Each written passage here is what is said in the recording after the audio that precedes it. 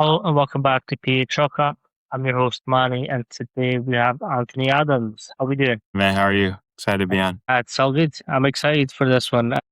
I was telling you before, but I'll say it publicly as well. It's if you get a vouch from Coach AK, you're on a good one. So it's a pleasure to have you as well. But for the listeners at home who perhaps don't know you or your work, if you give them a brief introduction to like how you got into SSC and where you're currently at. For sure. Obviously, introduce Anthony Adams. I'll make it pretty quick. Played college baseball for 5 years in college. 2 years was taken off of an elbow injury.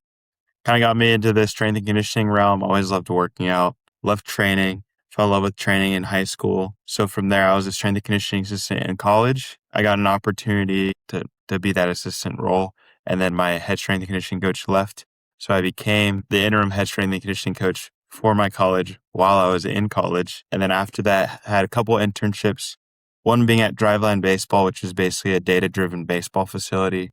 After that, I interned at TCU for a summer and got invited back to come back as a kind of full-time in terms of working at TCU with baseball and then also working with women's tennis. And then I currently work at a private training facility here in Fort Worth. So that's kind of brought me to where I am now. And I mean, I'm just kind of grateful for everything that's came along the way. I've met some incredible people, and then just I feel like I got put in positions where just opportunities came at the right time, and kind of fortunate to be like a young strength coach in this field. Here's a quick word from our sponsor, TeamBuilder.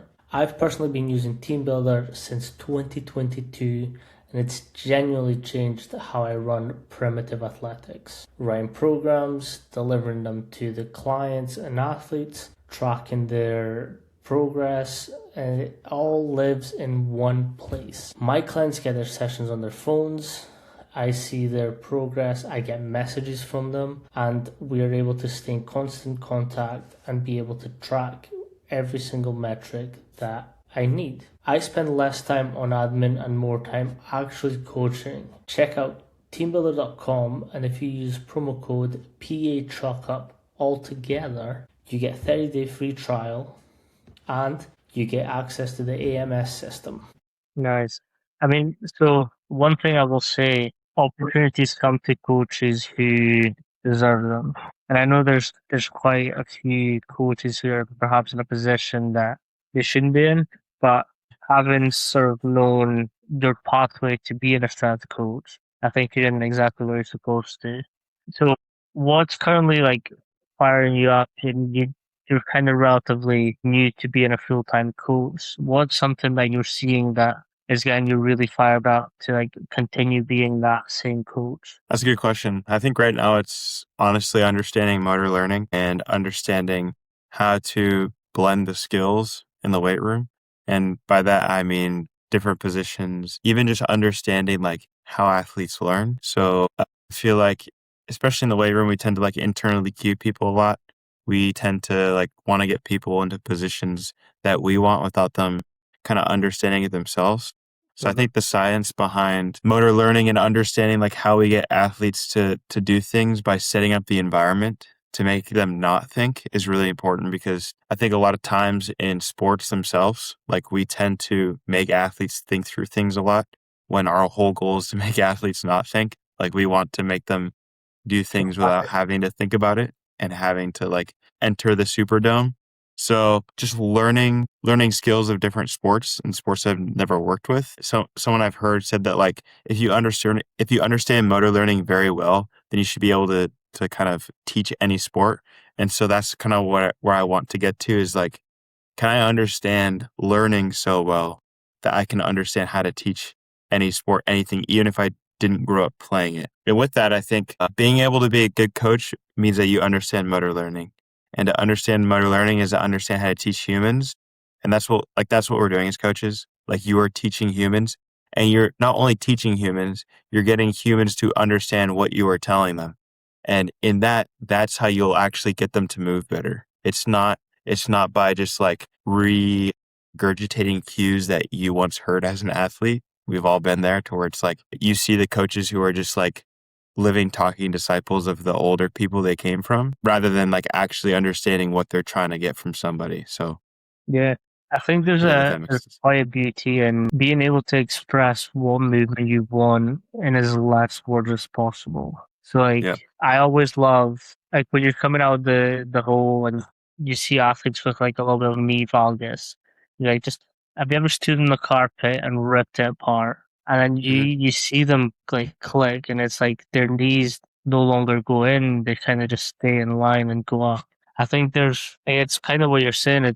There's beauty in being able to express what movement you want from them in a way that makes them know exactly what you mean. Yeah.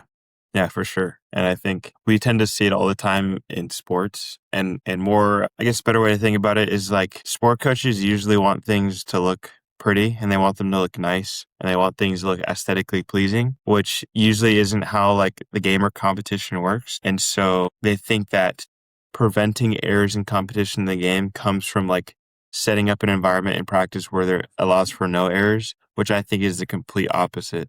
I think that you need to put athletes in that environment where there are errors, where there is randomness, where there is things that are happening that you can't predict that are happening, because that's the context of the game, or that's the context of the competition is like unpredictable environments and you being able to find solutions to movement problems, not being given the solution to the problem. Like that's what we want athletes to do, but that can only happen if you set up their environment.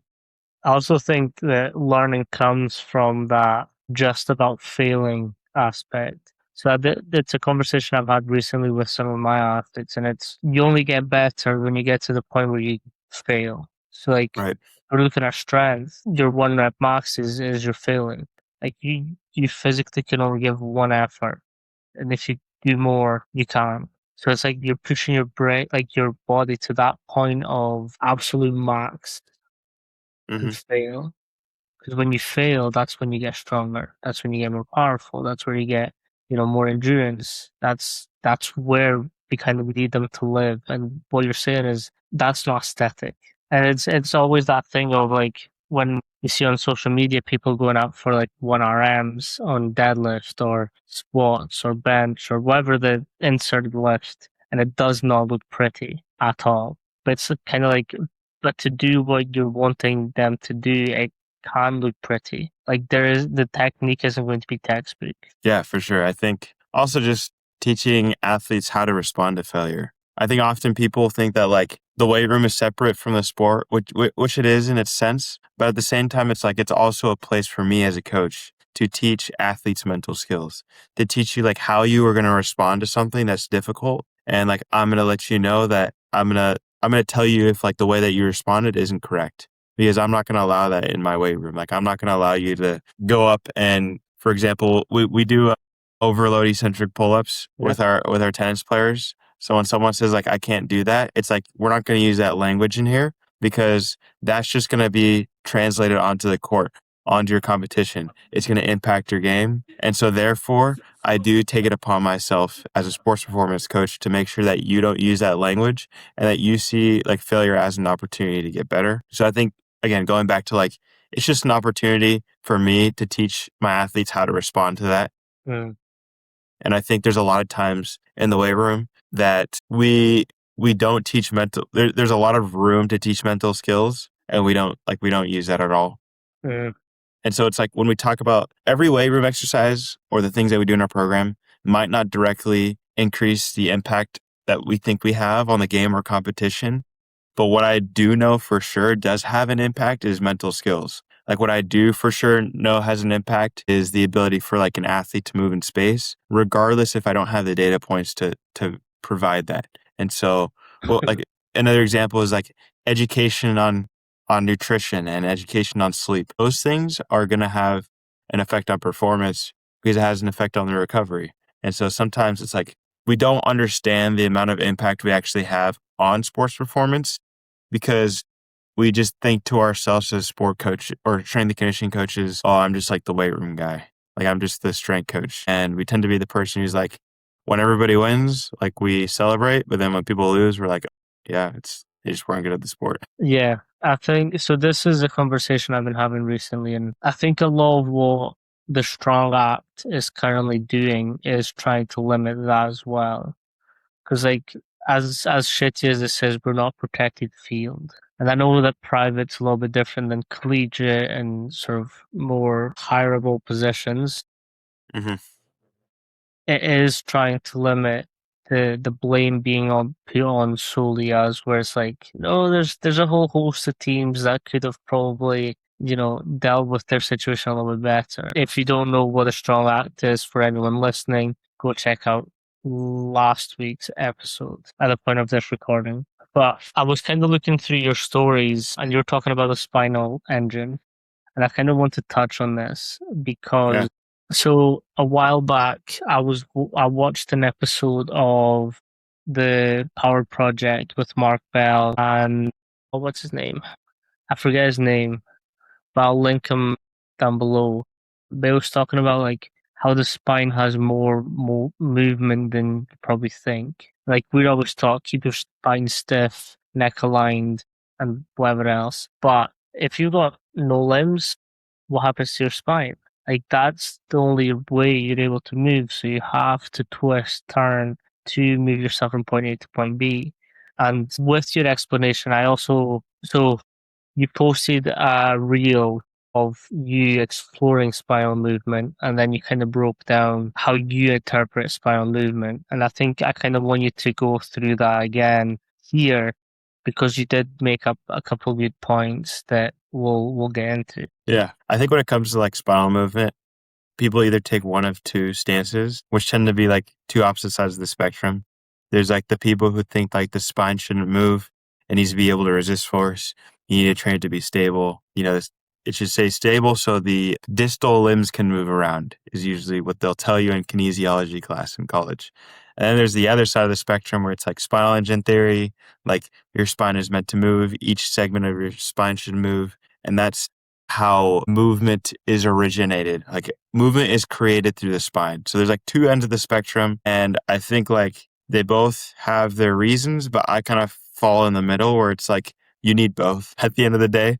Like you can't tell me that you're only going to do spinal engine stuff and then like it's just going to like fix all your problems. Because that's what we tend to do as athletes and coaches. We tend to think one thing is going to fix all of our problems instead of just like taking a little bit from each side of the spectrum, if that makes sense. So with that, I think it's important, or I think the old school way of thinking was a lot of like resist spinal movement, don't move your spine, stay stable. But we have to understand like the demands of the sport and the demands of our athletes, and we could take it back to the most basic idea of like the human gait cycle requires spinal movement because the pelvis and torso are going opposite directions, like as you're walking or even running. Like you have these small oscillations of the upper and lower body. Obviously, the degrees of motion aren't as much as, say, serving in tennis or a golf swing. But it's still important to understand that some people don't have that. Like some people can't dissociate their pelvis and torso, even in the most basic sense of walking. They can't do it well. But going back to like understanding the demands of the sports like javelin, golf, baseball, softball, tennis require tons of movement out of the spine. They require you to dissociate your pelvis and rib cage to create time and space to create force and transfer force. And the more time and space, the more time and space you have, the more force you can create. So I think it's important that us as strength and conditioning practitioners, that we prepare the athletes for that, not just expect them to do it. And so what do I mean by prepare them? I mean, doing end range of motion mobility, like not just like turning your spine, but actually getting to end ranges and like actually breathing and controlling those positions. By that, I mean being able to be strong in those positions. So whether that's your core, by end ranges of motion, I don't just mean like rotating. Like I mean flexing and extending, rotating, whether that's in the transverse plane, and then laterally flexing. So whenever people think about T-spine range of motion, or whenever they think about hip-shoulder separation, they always think about it in the transverse plane of rotating this way. But you also have to think about it rotating this way and flexing and extending, because I can create hip-shoulder separation not only turning this way, but also going this way. Like if my pelvis goes down and my T-spine goes up, that is hip-shoulder separation. And when my pelvis stays here and my torso goes left to right, that is hip-shoulder separation also. So it's not just twisting left and right. And so I think if we understand that, for example, like a golf swing is going to be something like flexion, lateral flexion, and rotation, and we understand that athletes get into end range, and we have to be strong in end range, then it kind of helps our exercise prescription. But not to get off hand, but we have mobility, we have strength, and then now understanding how to get in and out of those positions fast with momentum. We know that momentum is going to increase peak force, or it's going to increase the demand of tissues to rapidly contract and relax. And so understanding how to ballistically get in and out of those positions, because just because I'm strong in a position does not mean that I'm going to be able to handle momentum in it. Something, for example, is like a back squat. Just because I could back squat a ton of weight really low does not mean I'm ready to withstand the forces that come with increased momentum. Like, are you able, I kind of posted about this a couple of days ago. Like, are you able to handle velocity in deep positions? Are you able to handle a lot of momentum? When we think of like a soccer player and someone able to handle a deceleration in a low position, like the speed at which they're decelerating in that low position is completely different than a very slow squat. But with that, we also have to understand that what the repercussions are of axially loading athletes. I'm not anti-axial load, but we have to understand that me axially loading an athlete there's a couple trade-offs, right? If I decide to put a bar on my spine and everything with my torso and upper body has to be compressed, what do we think the adaptation is going to be of my upper body? I'm just going to become more compressed, more stiff, more tight. And that's not inherently a bad thing. But I think if you are going to do something to keep your spine stiff in your barbell loaded movements, then there has to be something in your workout that's going to do the opposite, or else you're just going to continue to become this compressed, tight athlete. And now you're taking an athlete, again, from one of these, quote, rotational sports, and you're asking them to dissociate their hips and spine in order to create force. But what you're doing in the weight room is actually just resisting that. So people become stiffer, they become tighter. And I think athletes are right in a sense when they're like, yeah, lifting does make you tighter if you don't do things properly. Like if all you do is barbell back squat and you like don't do any other work, then yeah, like lifting probably will make you tighter. And if you don't execute it at a high level. But all I have to say, there's times in the year where you do want to actually load athletes to get high output lower body movements, right? It's usually going to be via loading the spine. But there's also going to be times where you don't want to do that because axial loading, the research will show us that it takes you longer to recover from that. Like whole body systemically with the nervous system, it takes you longer to recover from axial load compared to non-axial loading modalities.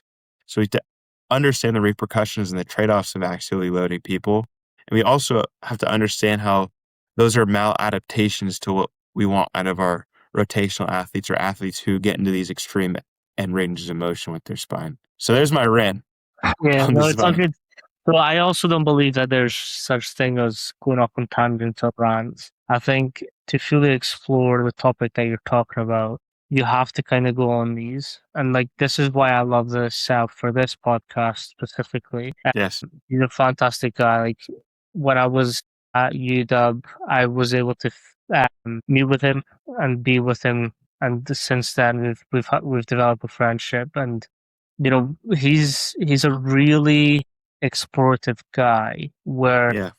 he will look at movement and break it down in a way that you're kind of like, wow, that's a different way of looking at things. And I, on one of the episodes that we did, we were talking about exploring movement and how that looks like, because sport doesn't like happen at, linear 45, linear backwards, 45 backwards. Like it happens with all degrees, and your body has to distort and conform to whatever movements you need to do to be able to perform that action. So it was this sense of let's explore the 32s, let's explore the 90 somethings, let's explore the 80 somethings, because like sport is unpredictable, and if we're predicting it to only be linear or 45, that leaves quite a lot of degrees unexplored. And we kind of ended up talking about Patrick Mahomes and his off-season training, where he does all these back bends and all these, weird movements. But then we look at his game tape, and that's exactly what he does. So it's like we need a little bit more of exploring these awkward, off-the-cuff movements, because they might get into it. You know, it's a beautiful way to look at movement. And like to piggyback off that, when we were talking about, well, you were talking about like, it doesn't happen slow. It doesn't happen, without load. It doesn't happen with X, Y, Z.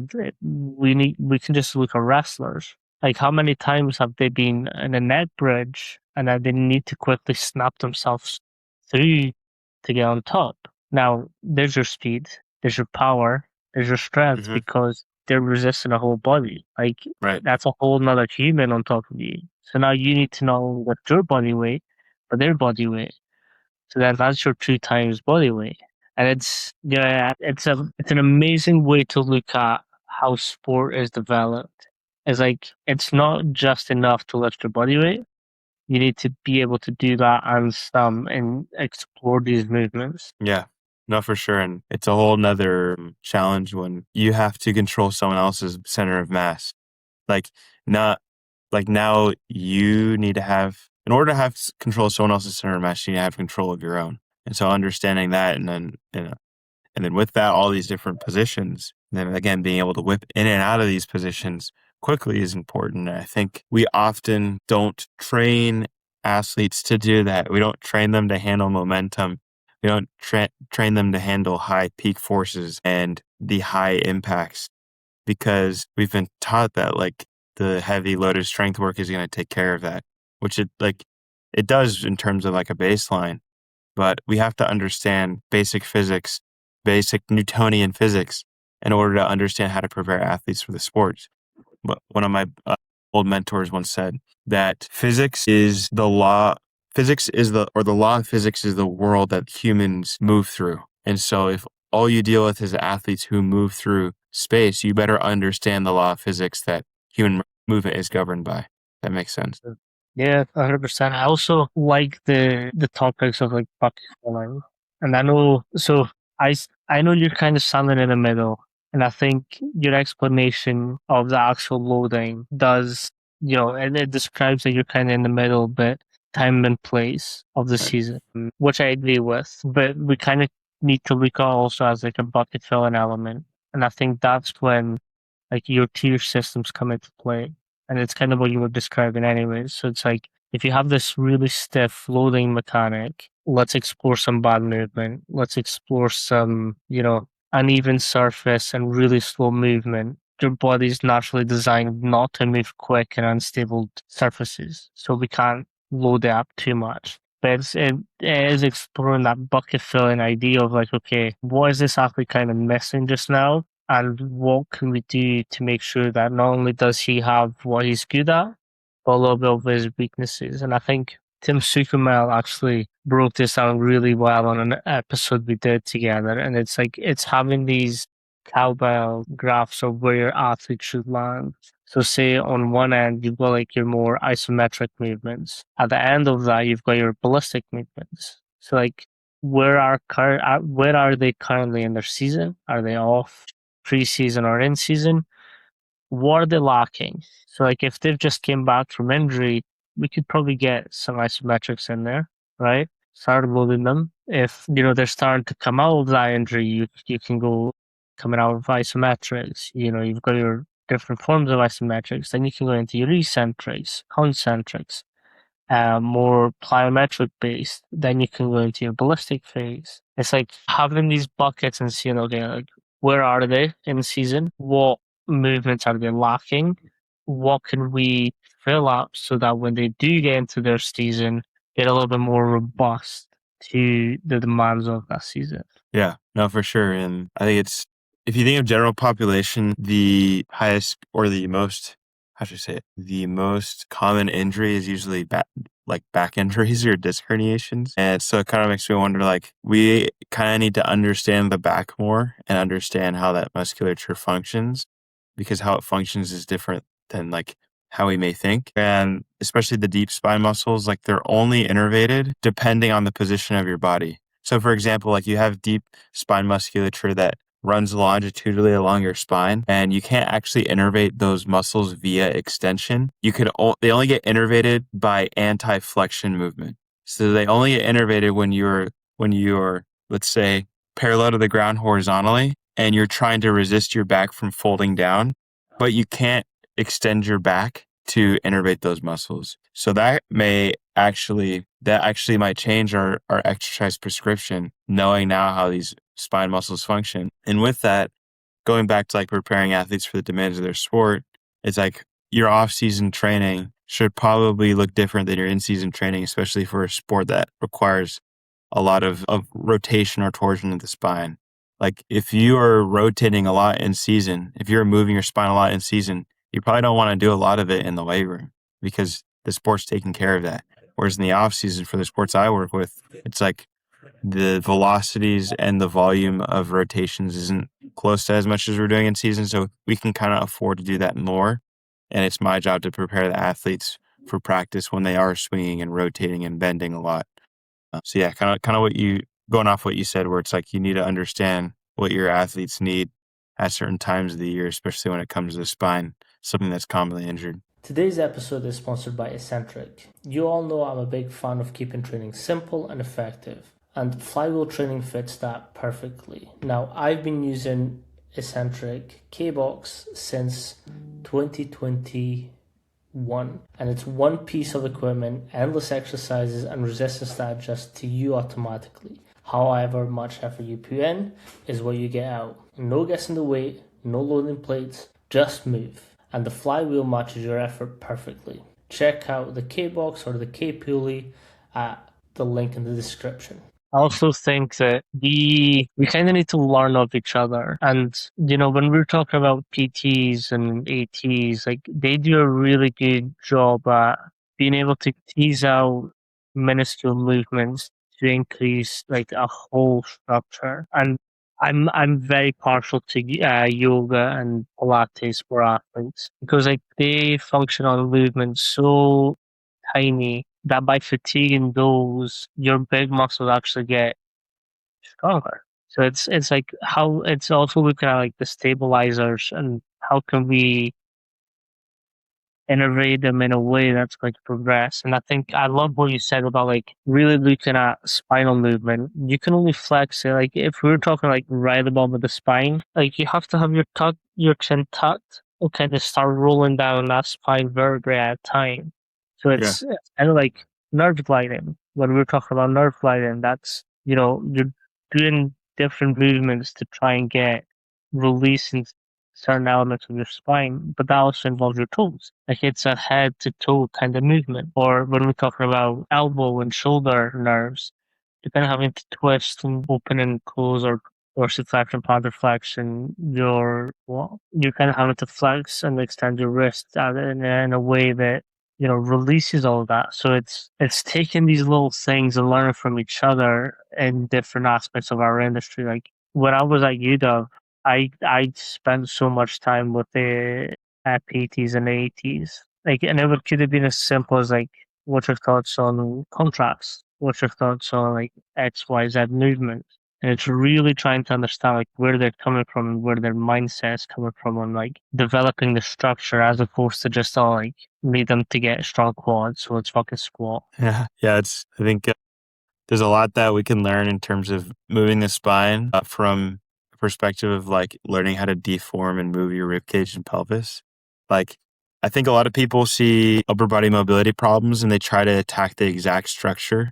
When like, I know it sounds silly, but everything is like originated from like the rib cage and how it moves. It doesn't mean that every problem will be solved with the rib cage, but I think when you have any type of upper mobility, upper extremity mobility or stability dysfunction, to say that the first place you should look at it is the rib cage. And the first place you should look at is like the rib cage in its current position, what they can access. And because ultimately like the scapula's position and how it moves is going to be dictated by the position of the rib cage.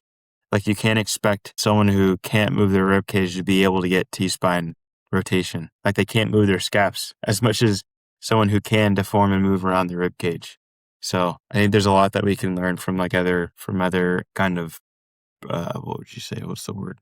I guess people or professionals in the industry when it comes to that stuff. Yeah, for sure. With sort of like talking about like the principles that you're kind of looking at What's then the approach you take to like actually putting the program together and, you know, tapping into what they need? That's a good question. I guess I'll start off by saying like a lot of it's dependent on my athletes, like my population. So it's like the way I program for a group of 35 baseball players is going to be different than how I program for 11 tennis players. So for example, like my tennis players, like for some of them, this is their first time ever seeing a weight room. And so like my programming is going to look very, very simple. But in terms of my system, it kind of goes, I like to keep like my speed fast and my power movements like powerful. And I know that sounds simple, but I personally don't like contrasting my lifts. Like it's like we're gonna work in the order of how the nervous system works in terms of priority. So we're gonna do our skill development stuff first. We're gonna do our speed second.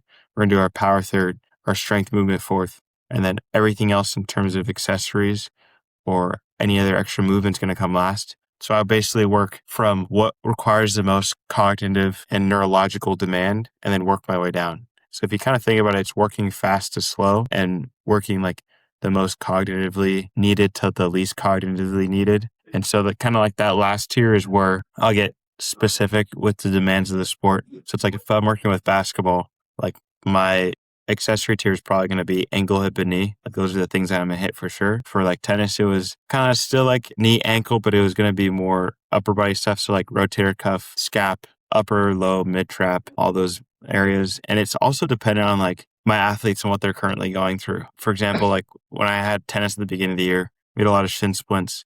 We had a lot of plantar fasciitis, some patellar tendonitis. And so that's going to inform me what I'm going to do with my program and where I'm going to start. With that being said, I think a lot of athletes like lack a basic capacity in terms of structure. So when I think structure, I think like bones, ligaments, tendons. So lately, like a lot of my system has been starting with a lot of isometrics, a lot of long duration eccentrics, a lot of tempo work, a lot of 3-point yielding isometrics to give people like a very solid structure to then later make neurological or make strength gains from. So obviously, like it's going to depend on the athletes, the time of the year, what's going on, but it's usually just going to be like fast to slow, most cognitively needed to the least, and will just depend on what sport I'm working with. What's the reasoning behind your approaching programming that way? Because the nervous system governs all of human movement. And how should I say this? The sport should always come first. Like if nothing is more neurologically demanding than actually playing the sport itself or competing itself, is that should always come first. Like the weight room shouldn't always be the number one priority. Obviously people, maybe if you're in the private sector or in college, you're limited by, you see your athletes before they go out to practice. You can't do much about that. But if the sport and competition is what matters, then it should always, always come first because nothing prepares you for the game more than the sport itself. After that, it's like the nervous system isn't able to be twitchy and fast if you are not recovered and you don't have long periods of rest. And if you're muscularly fatigued, then you won't be able to do that. And so that's why I think the things that require neural drive the most, such as sprinting, which is going to be the most skilled at everything, should come first. All right, what's the next fastest? It's probably going to be your movements that require movements like jumping, plyometrics that require you to use the stretch shortening cycle and require, I guess, what would be the word? Mental clarity. From there, it's going to be your strength work and your power work. The thing about it is your speed work kind of prepares you for your power work. Gets your body like moving fast and twitchy. And then your power work is actually going to potentiate you for your strength work. And then your strength work, after that, it's like your accessories, I think, should always come last because they're going to be things that are metabolically stressful. They're going to be things that get you muscularly fatigued. Like I can go out and sprint and then go deadlift. Probably wouldn't be smart for me to go deadlift and then sprint. Like I just would not move the same. Another kind of reason why my system works that way is because like you think of when you're done lifting, like you feel like you kind of feel stiff and you feel, what's the word for it? Your muscles almost feel like, this is not the right word, but like bloated. It's like it'd be really hard to like go to do something fast and powerful after you do that. Whereas like vice versa, like if you did sprinting and jumping before you were to go lift, like you'd be fine. So I think it makes it a lot harder also to like relax and contract, which is what a lot of movement when it comes to skill development, speed, and power requires. So that's kind of the reason why I Yeah. program that way. What's your then opinion on stuff like pop, where it could be seen from like a more stiff like movement, where it could be like, or neurological training, where it's like push, like stress the CNS to then become a little bit more powerful the next day or the couple hours afterward. Yeah, I think that stuff is good. I mean, I use that in my own training sometimes too. It's just, well, one, like the research will show that with post-activation potentiation, like the increases in strength and power are going to be more temporary. Like they're not always long-lasting benefits. And so again, it kind of goes back to like what you have available. Like I used it this last year in our training. But for example, for something like our plyometrics, like I don't use that in a block with my strength work because we do such a high volume and we do such a, like our plyometrics we did that we're at such a high intensity to where I want to have full control over that. Like if I do a heavy squat and then I go do a vertical jump after that, then it's like there is a little bit of doubt of like how each athlete will respond to that. Like if I took 100 athletes and we all did like a heavy squat and we used PAP to go do a vertical jump, like I don't believe that every single athlete's going to jump higher. Some might jump lower. That was the person I was. Like I was the person who, like, when we did heavy squats, or like when we did PAP, I would jump lower. And so it's like, I've just personally never been a fan of it. But then also like every athlete's going to respond differently. Now, if I can do all of the power and jumping work on its own before I've even started the heavy lifting stuff, then it's like I have full control of the rest time. I have full control of like the intensity. I know there isn't any type of fatigue that's settling in. But then we also have to understand like where PAP started and the athletes that it worked with. Like those were like Soviet athletes who were like Olympic level athletes. Those were people who were very, very highly trained to where the recoverability and was better and fatigue didn't impact them as much. When you take someone who has a very low training age and you try to use methods of PAP, honestly, the fatigue will probably impact them more than the actual like ability for it to be better, if that makes sense. Like if someone Yeah. has had the capacity to train, then PAP is probably going to work a lot better for them. But I use it with our teams in terms of, I guess, getting them to move fast and powerful before, say, 24 to 48 hours before a competition or before a game, because it accomplishes one of two things. One, it keeps us consistent with our training program. So let's say that we have a Saturday game and Friday is our training session. Then Friday we can go hit a fast, twitchy lift that could potentiate us for the next 48 hours, but it's not going to fatigue our bodies. So that is what I do like a lot about PAP is like in some scenarios it's not, depending on how much you do, it won't necessarily fatigue your body, but it keeps you consistent with your training program and kind of make sure that you're not detraining speed and power. But when it comes to like contrasting in your lift, I use it too, but it wouldn't be my number one. Mm. Like if I had a perfect program, I would do my jumping and stuff before I started my lifting. Yeah. And I think that's a good topic to discuss. It's like what we do is shaped and governed by our experiences and how we've kind of came up through the field. Like Yeah. I'm from Coach Ron McKeefer's system. So a lot of my stuff is tiered. Like Yeah. our main lift, I'll then go like a supplementary lift, then accessories, then a core, then a stabilizing movement, or like it's either a 3 or a 4 tier system. Then there's like 5 tiers in total. So you've got like your mains, then it just kind of trickles down. So like that's how I program. Right. It kind of taps into everything that I know makes sense for me. And it's the same as you, like you've come from a system where it's like fast to slow. I'm a posterior chain guy, so I need my athletes to have a fucking dump truck on them and be able to be twitchy from there. So Right. yeah, it's a again, this is why I like this podcast because like it's not just a one system podcast. Like we do talk to everyone. So that's why I kind of wanted you to break down a little bit further and your reasoning as to why. Yeah, I think it's all dependent on your population, like if you have 125 football players, like it's going to take a lot of room and space in order to, and coaches to be able to execute that at a high level in terms of like your jumping or your plyometric work or your power work. And it depends on like the space you have. Like there's so many reasons. And so like, yeah, it's a great opportunity to like learn other people's systems. And one of the first one of the first systems I learned was the Joe Ken tier system. So I've used that in my own training and with my athletes, and it's a great system, and it's a great system in terms of getting a lot of work done in a small amount of time. But yeah, I think there's just context. that's why it's, and like that's why it was appealing to me, because like if we look at, yeah, not so much in the private sector because we tend to have a little bit more time with athletes, but like in the collegiate setting, I was in American football, so we had 45 minutes to get a whole workout done. Then they would to the field, and then the second Right. team would come in, and then we'd have the breakdown itself for the next day. There's like, if we have 45 to 50 minutes, we need to squeeze as much in there as possible. And then we've got that added pressure of like, okay, we still need to be conditioning them to lift a certain type of load over an extended period of time. So like the tier system also works on that conditioning element. You don't get really much rest in between.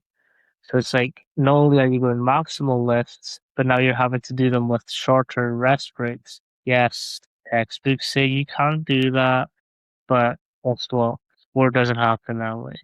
So I did a speaking engagement in Italy last month or no, June, tail end of June. And I was presenting on conditioning. And I was talking about repeated sprints and the different types of ratios, whether it's a 1-to-2, a 1-to-1, or a 2-to-1. And one of the students there, they were like, "That's not long enough rest." And I was like, "What do you mean by that?" So he kind of breaks down like that ratio is really shitty. Like you need more time to recover. So then I go, "Yes, okay, that's what the textbooks tells you. But if you're in a game of he was a football player, as in soccer, and then if you make a break, I pass to you, you pass to me, we keep breaking the line and, we keep passing between each other. After 10 seconds, are you going to tell me to stop? And so we can rest? And he's like, no, not really. Well, it's kind of how we have to train that. Yeah. Yeah. I think also just understanding there's a difference between optimal and ideal. Like optimal is what the research says. Like optimal is 3 to 5 minutes of rest between your sets of heavy squats or whatever. And there's ideal. It's like if you have 45 minutes to get 125 dudes through a workout, you're not taking a 5-minute rest between each set. And so it's like you can't always butcher someone's program just because it's like not based off of research, because everyone has different context to which they have to get things done. Like we had 30 minutes to lift a football team in season at my college. And like we were doing sprints between trap bar deadlifts. Like, was it the most ideal or optimal situation? Like, no, but we still got faster and we still lifted heavy weights and we got things done in 30 minutes. So it's like, and like we gave the option, like if you don't want to sprint, then like there's other things we're going to do. But yeah, that's something that's like, those are usually the people who say that are the people who have like never ever worked who've never actually worked in the field. Like they've done all the research and they've been in the classroom and they've learned all these things. It's like, okay, now actually go apply it. Like actually go do it in a weight room. Like you go take 125 dudes through a workout and then come back and like tell me about your optimal rest periods. And then also like do it for 125 guys with 50 freshmen who have never seen or touched a barbell before and don't know how to lift, and like run the whole group. There's just so many contexts. And so that's why that's the thing that I guess is hard, but also good, is that there's so many people doing different things in strength and conditioning, and it's all about their reasoning. Like it's never about actually what they're doing. It's always about like their why.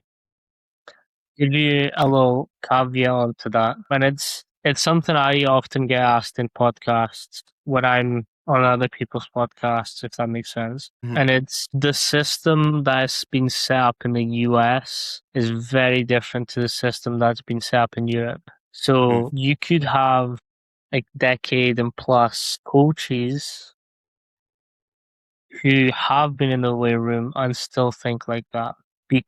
So in Europe and the UK, they're kind of it's a lot of science-based coaching.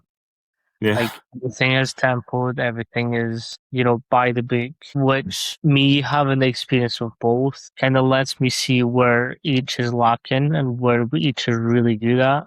And like we're really good at, being precise with our training, but we fucking suck at coaching. Hmm. Whereas like I've been in weight rooms where the coach is on the laptop and the athletes are performing. And it's That's kind of like, crazy. what the fuck are you doing?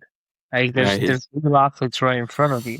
And I'm saying that like that's Olympic level. Yeah. Whereas in the US, these are really fucking good coaches, but sometimes you just make some dumb fuck decisions where it's like, let's control the load a little bit. Like, Yeah. so it's kind of being able to like look at both and like, again, I'm not saying this is true for every coach across here or across there, but like it's one thing that like we kind of need to figure out good balance, and it does come from talking to each other and teaching each other what we think and what we do in a manner that's productive. Right. Yeah, for sure. For what I was gonna say based off of that. Yeah, I totally forgot. Sorry. Yeah, it's all good. With the two sports that you have, with it being tennis and basketball, how do you look at their end season when you're trying to prepare them off season? But I'll talk about the differences because I used to do basketball. That's a good question. I mean, I really try to spend the off season preparing them in terms of extensive contacts and most importantly, like improving tissue tolerance. And it's kind of a something we kind of throw around in this field is like tissue tolerance, capacity. But it's like I think, for example, that a lot of athletes can actually take upon more extensive contacts in terms of plyometrics than we think they can, and that paired with something that provides our tendons with tendon strength and getting people out of pain when it comes to tendon related injuries is super important. So kind of going back to what I was saying about the tennis team and plantar fasciitis and Achilles tendonitis, patellar tendonitis. It's like, what's something that I can give them in their program that is going to make them feel good? And that's usually going to be isometrics. And then what's something that I can do to prepare them for the sport that's going to require more than just what I'm doing in the weight room. So that's a ton of extensive plyometrics because extensive plyometrics are going to specifically prepare the ligaments, tendons, and bones for the demands of the sport. Maybe not as much from a muscular level, but in terms of structure and in terms of preparing the things that are very hard to, I guess, fix in season. Those are the things that I'm looking to impact. So it's going to be, again, a lot of isometrics, a lot of extensive contacts, making sure that those areas are moving very well. It's like, I want to make sure that you can actually bend your knee all the way before like you go into season. I want to make sure that your like foot actually moves through like plantar and dorsiflexion really well to make sure that we're loading the structures. So it's like, it's one thing to hold a calf raise iso. It's another thing to make sure that like your foot is actually moving the way it needs to be moved. It doesn't mean that our whole program is going to be like prehab and physical therapy. It just means we're going to have a super high level of execution with everything we do. So all that to come back to say is that to me, the off season is truly about building a lot of structure, like structure from a bone perspective, from a tendon perspective, and like, I guess you could say ligament, but not really. And then in season is more about like driving neurological output, like neural drive, concentric based movements. But we're also going to touch up on the things that helped us in the off season, which was like the isometrics. So for example, like in the basketball population, a lot of people like are in knee pain. So one thing that I do with my basketball athletes is like isometrics never left our program. Like we just did it in different ways. It doesn't mean that we did the same movement, but it never left our program. And our patellar tendon like issues were almost like minimal. And so the same thing I try to do from the tennis side in terms of like the rotator cuff is like that's shoulders, wrists, forearms are very common things that are in pain for those athletes. And it's like, well, if I just keep a little bit of it in our program, then I could expect those things not to flare up as often. So I think it comes back to just understanding what are the most injured areas within the sport. How can I get that joint or area to move? How can I load it? And then how can I extensively get it some impact so that it's prepared for whatever they're doing? Yeah. Does it kind of answer your question? Yeah, no, so I think as well, like when we're talking about preseason, we're kind of building an armor around the athletes to protect them for the end season. And then Yeah. during in season, you're kind of maintaining that armor. Because if you think about it, each game or each competition is shrinking that armor. All right, we're kind of damaging what we built. So then it's the goal to go in and in season kind of maintain, get those marginal gains again. Yeah. Yeah, for sure. And I think if we expect our athletes to withstand, like everyone uses the word building capacity, but it's like the off season is the true time to build like the most amount of capacity. And the harder you push your athletes in the off season, not only in terms of like exhaustion, like not like when I say pushing them, I don't mean like not giving them rest. I mean pushing them in terms of like muscular and tissue fatigue, then the more you can expect to get out of them in the in-season period. So a common thing that coaches will do is like in-season period runs around or comes around. They don't want to stress their athletes too much because they don't want them to get sore fatigue for the game. But it's like all you had to do in the off season was prepare them really well and stress them so that when they got to the in-season period, they have this big runway to do a whole bunch of modalities and continue to push strength in the weight room. But again, it's like, I think a common thing that happens is you get to your in-season period, you pull back on the volume a lot, which isn't a bad thing, but you pull back on volume. And then all of a sudden you're halfway through the season. You're just like, there's no more room to go. Like, you slowly take away volume, but there's no runway and you can't hold on to those adaptations for that long. You can't expect like an in-season period of 3 months. Like after that first month, it's like if all you do is take out volume, then you have no more runway to go. So I had a conversation with a coach, and we were talking about load management. Yeah. And we often think of load management as taking off, right? Yeah. So we're limiting that runway. But we actually really need to keep looking at it both ways. So like, yes, we can't overload our athletes to the point where, it's fatigue, they're run down, they're, burning out. But we need to keep touching that ceiling. I think Coach AK actually has a great saying where it's like we're expanding the ceiling and lowering the floor. So like there's bigger and more space in there for what's to come in the season, but we kind of have to do that smartly. So the load management also comes in at, okay, if week one we do 1K and the goal is to get to 10K, how do we smartly try and progressively increase that kilometer? So it's looking at, okay, if I have subs and my mains got a full game, what work can I do with my subs that keeps them playing at the level that the mains got or are at? Because again, we're only as strong as our weakest link. So if we have a team of whatever many and we've got 5 subs, we need them to keep up with our load. Yeah. So that whether that's after the game, they stay back and do conditioning. After, a couple of days, they go back and do that conditioning. We need to always keep that load in mind, and it kind of slides. So it's an up and down, not just a down. Yeah. No, 100%. And not only to keep them at that range, but it's like if you're an athlete and you don't play for, let's say, 2 games, you're going to be pretty like antsy and like pretty amped up. And the last thing you want to do is go into a game and like do something stupid. Like, for example, one of my old mentors, he did hockey. And what they actually found was the people who played less would get injured more because they get so amped up and like so worked out that when they did get in the game, they just do something stupid. Like they just go full like pedal to the ground, and then they'd end up getting injured more than the actual people who played longer. Which goes to show that like they need to do something. Like they need, whether it's conditioning, whether it's a couple jumps, whether it's a post-game lift, they've got to do something, or else it's just going to be built up stuff that they're going to keep holding on until the next time they get to go into a competition. But it's also like, it also reduces the risk of them getting injured. It's going to help prepare them for the next competition. So yeah.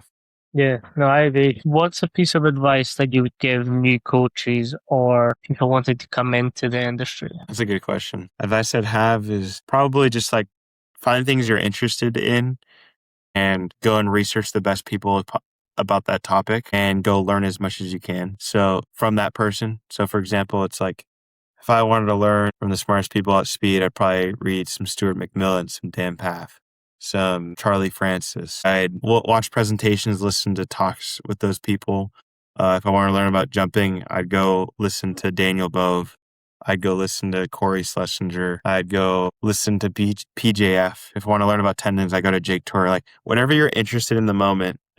As a strength coach, there's something we're always interested in. Like something's always in our head and we're thinking about it.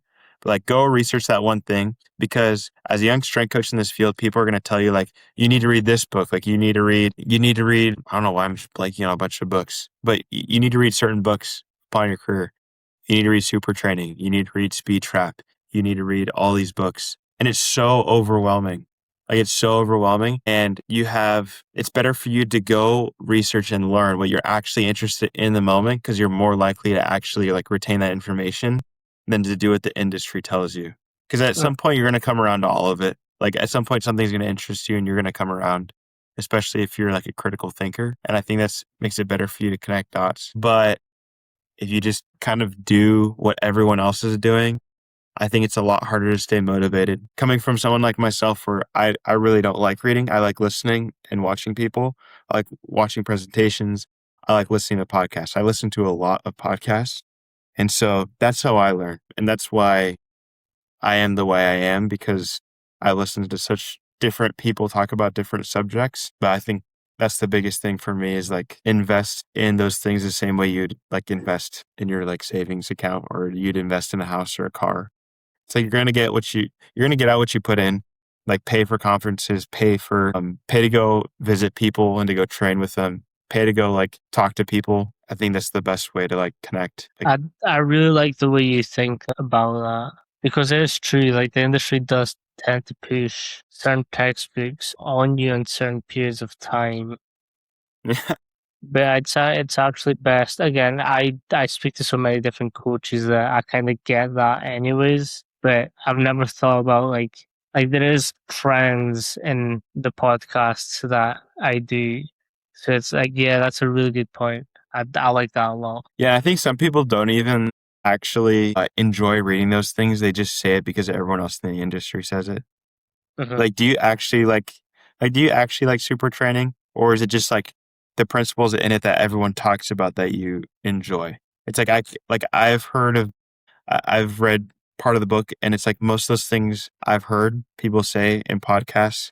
I've heard those things been said in research documents, but it's like I actually learned how to apply it from the podcast. I didn't learn how to apply it from the book. The book has like all the research and principles, but so I think people just say it because other people say it sometimes. I also think it's a more streamlined way of learning that topic by speaking to Yeah, someone. Because like you don't have a lot of the preface. You've just got how they do it. right. 100%. I think application is everything. Yeah. And I mean, you've learned that being a podcast host, that there's so many different ways that people apply the same thing. Even like Coach AK, like she's like one of the things that I like that she said was, we're talking about like barbell lifting, and we're talking about how it's like, she was like, I did an isometric block where all we did was like isometrics.